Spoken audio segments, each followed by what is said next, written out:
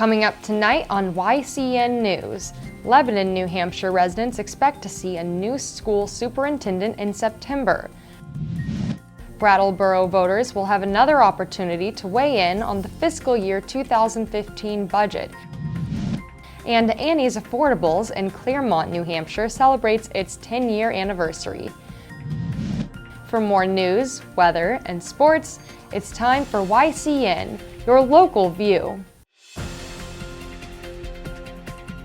Now, your daily digest of the Dartmouth Lake Sunapee region, southern Vermont, and Windsor County. News, sports, weather, and all that is happening in our area. The news on YCN, your local view. Good evening, and welcome to this Friday edition of YCN News. I'm Rose Spillman. Lebanon, New Hampshire residents can expect to see a new school superintendent at the helm in September. Whether that person is an interim or permanent replacement for Gail Paludi remains to be seen, the Valley News reports. Paludi is resigning after a 40-year career in education. She has been superintendent for Lebanon's 5 school districts since 2010. Prior to working in Lebanon, Paludi served the Pembroke, New Hampshire school district as assistant superintendent. During her 4 years in Lebanon, Paludi oversaw the completion of the city's new middle school. That work included transitioning grades 5 through 8 students from other, older schools to the new middle school. The commute each day to Lebanon from Washington, New Hampshire may be a contributing factor. That's about an hour's drive each way. The Lebanon School Board may learn more about Paludi's reasons to step down at its next meeting. Brattleboro voters will have another opportunity to weigh in on the fiscal year 2015 budget. Enough signatures on a petition calling for another vote on the $16 million budget were gathered and submitted to Town Clerk Annette Cappy, the Brattleboro Reformer reports.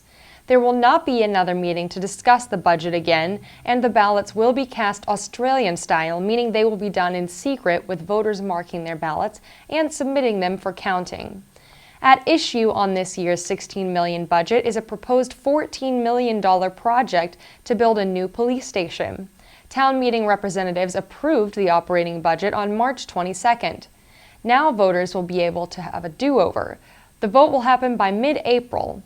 Brattleboro has a representative town meeting government, which means voters elect the people who will speak for them on the budget. The Reformer reports that if this second budget vote is rejected by voters, the budget setting process begins again. Just as what happened in the lead up to the March 22nd vote, the Select Board will draft a new budget which will go before town meeting representatives for another vote. April 15th is the day that state and federal income taxes are due unless you file an extension. It's also the day that people seeking medical insurance under the nation's new health insurance law have to complete their applications. So many people rushed to the website healthcare.gov on March 31st, deadline day, that the site crashed. Waits for callers to the phone center on Monday were about 30 minutes. The website is prepared to handle about 100,000 online applications at a time. During the last few days of March, about 1 million people were completing online forms. Some people's applications are in process, a sign that shows they are working to sign up for insurance. Insurance includes dental care if an applicant wants to add this cost. When YCN News returns, we'll continue with more news. The YCN News continues in a moment. At New London Hospital and Newport Health Center, we are focused on helping you get well and live well. We serve the greater Kearsarge, Sunapee Upper Valley region community with quality health care in a patient and family-centered environment. New London Hospital is in your neighborhood, providing primary and specialized services in its state-of-the-art facility. To learn about our services and our compassionate doctors, visit newlondonhospital.org. New London Hospital, your prescription for living well. Welcome back to YCN News. I'm Rose Spillman. Spring is a time for celebration. Many are simply celebrating the warm weather, and some, like myself, are just happy to celebrate surviving their first northern winter. In Claremont, New Hampshire, Annie's Affordables is celebrating the 10th anniversary of the store's opening. It's your 10-year anniversary here in Claremont, opening a business. What would you say your key to success is? Just very nice customers and loyal, and having fun in the process, like what you do. What are you doing to celebrate? We're having a whole weekend full of 20% off the whole store. Anything in the store is 20% off. Annie's Affordables will be celebrating with sales all weekend starting today and going through Sunday. Congratulations to Annie for successfully thriving and bringing such a wonderful business to the city of Claremont. New Hampshire Governor Democrat Maggie Hassan will have at least one Republican challenger in November. Lakes Region and former U.S. Marine Walter Havenstein is officially in the race, the Concord Monitor reports. Residency requirements for Havenstein could trip up his campaign if Democrats challenge the Alton resident on this matter. New Hampshire state law requires a candidate for governor to live in the state for 7 consecutive years. Key to this issue is the tax credit that Havenstein took on his Maryland condo while working in Maryland and heading back to Alton on the weekend. YCN News will update viewers on this campaign next week. Is it wise to have grade 8 students play on a high school's junior varsity team? That's the question Claremont School Board members are debating following Wednesday night's meeting of the board. Stevens High School Athletic Director Aaron House and several varsity coaches met with SAU 6 administrators to discuss this question. While some more talented athletes are ready to play at a more competitive level, having an experienced grade 8 soccer player leave his or her younger grade 6 or 7 on the field means the younger players lose out. The younger players, which can include grade 8 players not ready to compete with older high school students, may become demoralized. The school board members and administrators will discuss the issue at the board's next meeting later this month. It's a Neil Diamond classic that also happens to be a favorite among fans at Fenway Park during the 7th inning stretch. If you can't get to Boston today for the Red Sox home opener against Milwaukee Brewers, fear not. Listen to the production finale of this year's Claremont's Got Talent show. It's the next best thing to being there.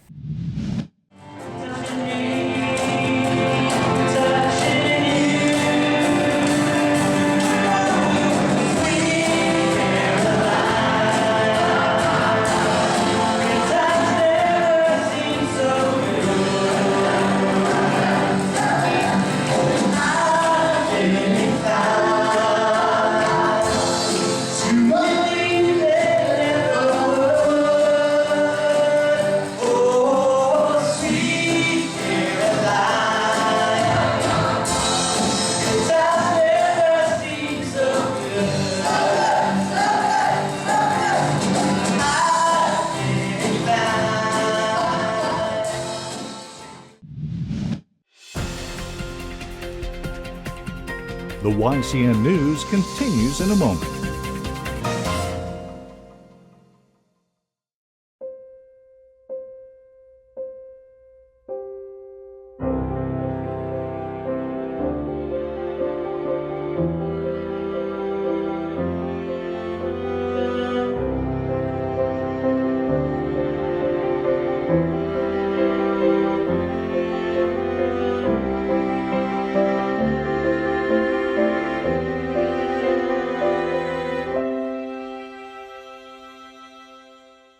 Welcome back to YCN News. I'm Rose Spillman.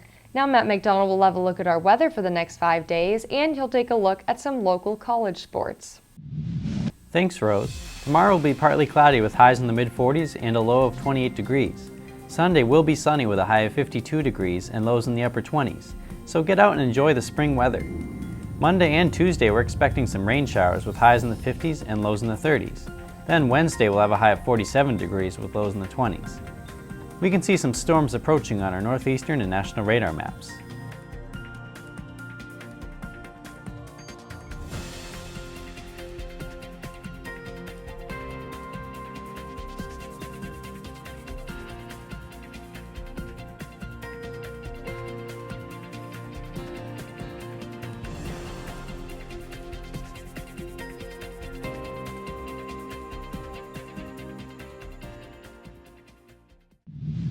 Now let's turn to our community calendar.